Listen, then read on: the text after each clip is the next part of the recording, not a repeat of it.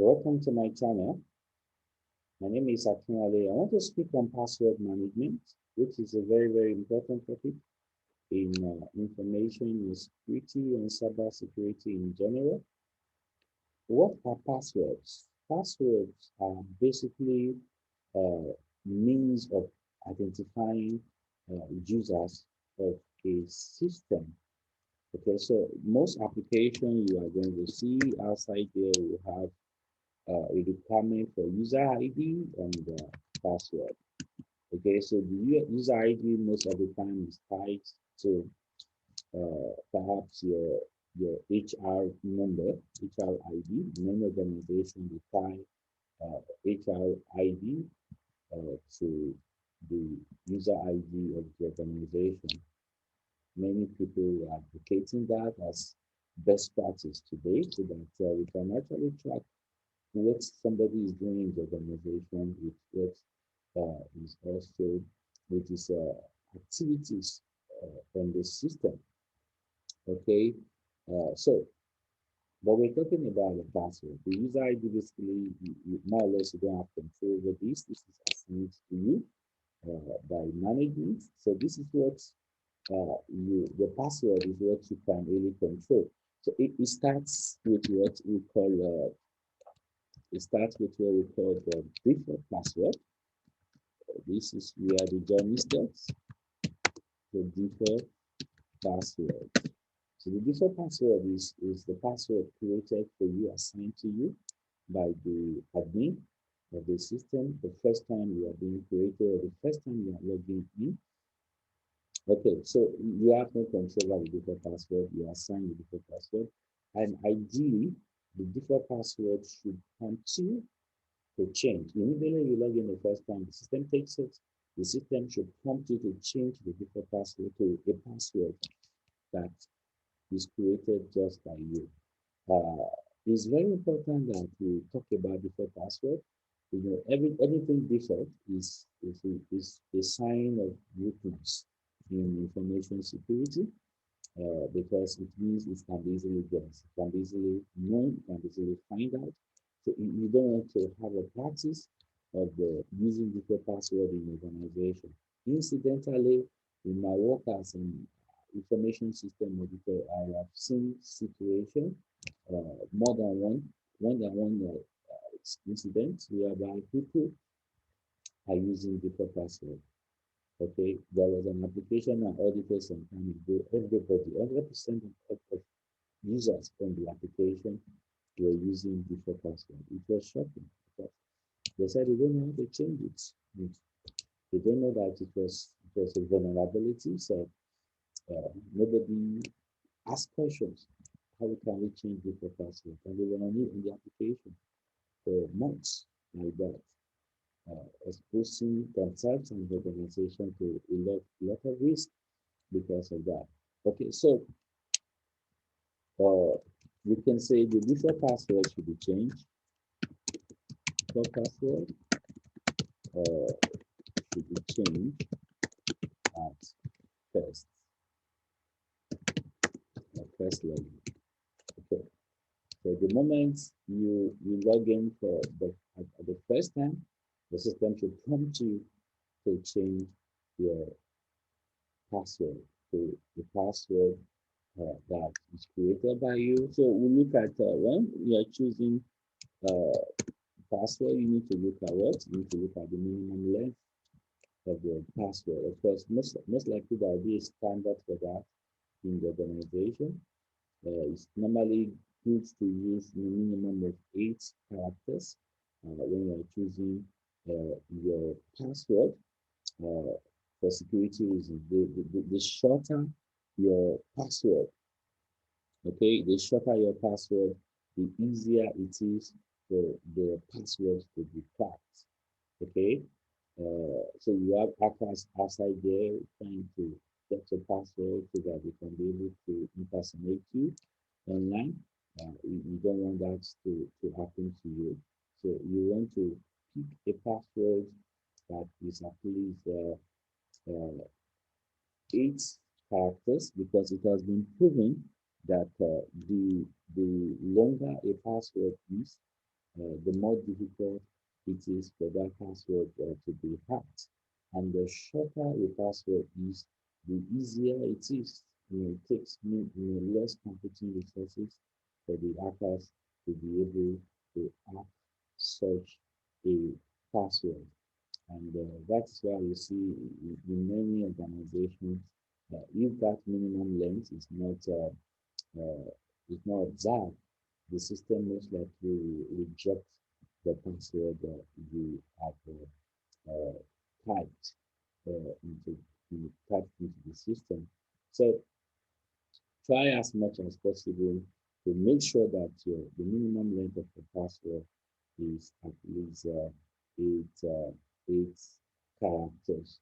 Okay, then another thing I want to talk about is the fact that don't use dictionary words. Okay, for your password, don't use uh, dictionary words for your password. So you can just pick a word from the dictionary. Okay, why shouldn't you do that? There's what we call dictionary attack. So there are programs already that have been developed to try all manner of words from A to Z, all manner of words in the dictionary. You can try it until they get your password. So far, it's a dictionary word. Now, some people write words, backwards. Okay, for example, my password is let's assume my password is John. Okay, my password is John. So I want it to become strong. I now write NHOJ. So you believe NHOJ is my password. Okay, but we also have reverse dictionary attack. So some guys also have worked on that. So they have words, so they will try it from left to right. They will try it from uh, right to left. So either way, you are still going to get hacked. So the best option is to stay away from dictionary words completely. Okay, so for the strength of your password, of course, that will be determined by the information security policy or information security standard of the organization. But generally, you expect that your password is going to have capital letters. Okay, it's going to have small letters. Okay, it's going to have a special character to be saved, special character, and of course, it's going to be alphanumeric,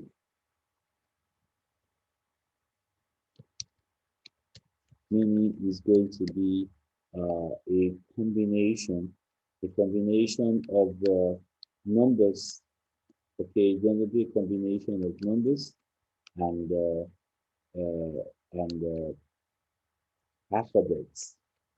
So most of the time, if you have this, generally most systems will take uh, the password that meets these requirements. So the strength of the password in terms of the combination of character matters a lot. So use capital letters, small letters, special character, and make sure it has numbers with alphabets. Okay, so another consideration is never write down your password. Never write down your password. That is, there will always be temptation, especially now that we are using complex passwords, and we have too many passwords to remember. I was just doing some uh, analysis some time ago. People have Gmail, they have their email, they have Facebook, maybe like the average people that I know have like two or three Facebook accounts. Okay, so maybe you have, let's assume you have one Facebook account. So that's three. Then you have Twitter account, that's four. Then you have LinkedIn, that's five. Then you are going to have maybe Instagram, that's six. Then you're going to have your work, your work. Some in some offices, some people sign up with like 10 applications. So you see, the average guy outside there now is managing like 20 passwords for 20 applications averagely. So it can create a problem that is called a challenge for password fatigue. You know, just to remember all of them, which one do I have for my Gmail, which one do I have for my office application, which one do I have for my email application in the office, so but no matter what, don't write it down. Don't make it easy for uh, your password to be compromised. Then it's very, very important that we have what we call password aging. What's password aging? You shouldn't use a password indefinitely. Averagely, every 30 days, the system should come to change your password. So in many organizations that are very mature, like the 25th day, they start giving you alerting your password, 26, 27, 28, 29. On the 30th day, if you didn't change the password, you change your password, it brings in a dialog box forcing you to change the password. So in a mature system, that's what we mean by password aging. Okay, and we also need to focus on repeat use of password. Okay, uh, at the back end, IT should be able to configure the system such that you cannot reuse a password more than once in a year, depending on policy. So in some organization, they do it that for you to reuse a password 12 months will have passed. So it's not that you use a password in January, then maybe in June, you now use the same password. System will block you. So you need to avoid the repeat use of password. Why? Because you don't know who is watching you. Okay, there's what we call shooter setting. So in the office, as you are logging in, somebody is at the back and is watching you. You think the person is your friend, the person is looking for ways to compromise your password. I've seen a lot of cases like this in highest audit investigations and audits in which passwords are compromised. And you will not know who actually did that. Okay, if you are continually using a particular password. So repeat use of passwords should be limited to maximum of 12 months. Then it's also important that we hash password. So password hashing, okay, is also very important. So we shouldn't stop password the way we type it. Okay, password should be hashed in the storage bar. So let's assume, okay, my password is John underscore Louis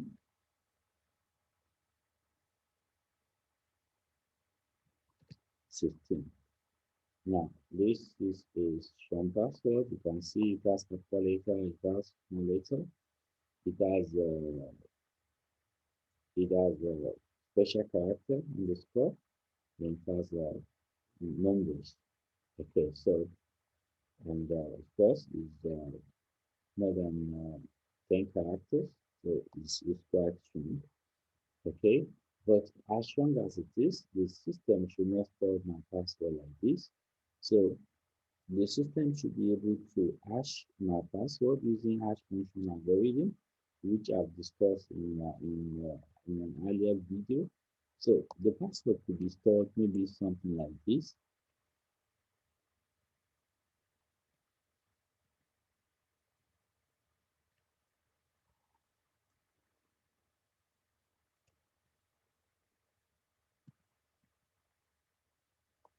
Now you can see this doesn't really make sense to any human being. So this is a hypothetical hash. So that's the hash of the password.